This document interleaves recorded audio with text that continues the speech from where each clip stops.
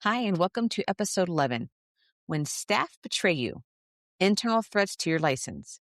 So welcome to Slim and Grace Academy podcast. If you want deeper training, protocols, and provider courses, visit us at academy.slimandgrace.com or just search Slim and Grace Academy. So let me start with something that most providers don't want to hear. Some of the biggest threats to your license are not patients, they're not competitors, and they're not even investigators. Sometimes the biggest threat to your license is sitting in the chair at your front desk, or drawing blood in your lab room, or texting your patients from the clinic phone. And I say this with complete respect for good staff, because great staff are priceless. But if you run a clinic long enough, eventually you will learn something the hard way. Your license is attached to everything that happens under your roof, even the things that you didn't personally do, even the things that you didn't personally know about, and even the things that you would never allow. The board doesn't ask, did the MA do this? They ask is, why did the provider allow this in the environment? And that's the conversation that we're having today. Today, we're talking about internal threats to your license, not to scare you, but to prepare you. Because if you understand the risks, you can build systems that protect you, and that's leadership. So let's talk about the illusion of control. When providers open clinics, they believe something that feels logical. They believe, I would never do that. And they're right, because you never would. You would never prescribe medication without a visit, or alter a chart, or skip the consent, or bypass identity verification, or give medical advice without documentation. But the reality is, you are not the only person touching the system. Your staff interacts with patients before you do. They answer phones, they schedule visits, they collect medical histories, they relay messages, they communicate expectations, they handle documentation. And every single one of those interactions can create risk. So let me give you an example. A patient calls the clinic. They ask the receptionist, can I just get a refill? I can't come in this week. The receptionist says, oh yeah, that's fine. The provider usually does that. Now the patient believes something that might not be true. And when you refuse, the patient feels misled. And that is how complaints begin. Not from malice, but from miscommunication. But sometimes it's worse than miscommunication. Sometimes it's shortcuts. Sometimes it's convenience. Sometimes it's staff trying to make patients happy. And sometimes it's something far more intentional. So let's talk about the 3 types of staff risk. Now, in my experience, internal threats to providers usually fall into 3 categories. Understanding these categories helps you identify problems before they explode. So type 1, the overhelper. This staff member genuinely wants to help. They want patients to like the clinic. They want everything to run smoothly, but they start crossing boundaries, promise prescriptions, give medical advice, tell patients what medications you usually prescribe, interpret lab results, and answer clinical questions. Not because they're malicious, but because they want to be useful. And the problem is that helpful behavior can become unauthorized medical decision making. And if something goes wrong, the board will ask, why was a non-licensed person speaking on behalf of a provider? Here's type 2, the corner cutter. This staff member believes they are being efficient, that they are being helpful by saving you time. They might skip ID verification, pre-fill consents, document vitals that weren't taken, backdate forms, bypass intake questions, or copy old patient histories forward. And they rationalize it.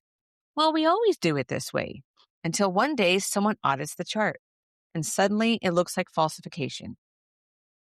Here's type 3, the disgruntled insider. This is the most dangerous category, the disgruntled insider.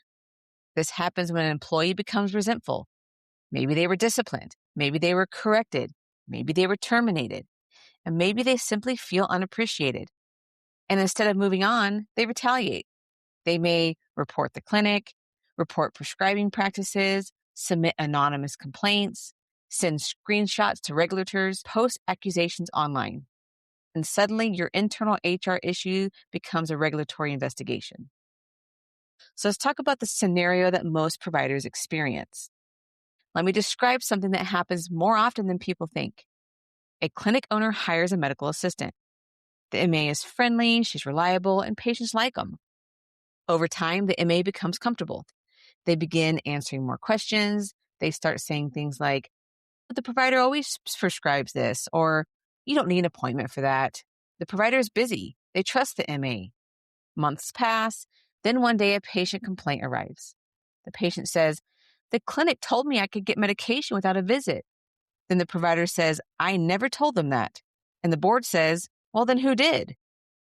This is how internal systems create external problems, not because the provider intended it to, but because oversight slipped. So, warning signs of internal risks, because providers often miss early warning signs. So, here are the behaviors that you should pay attention to.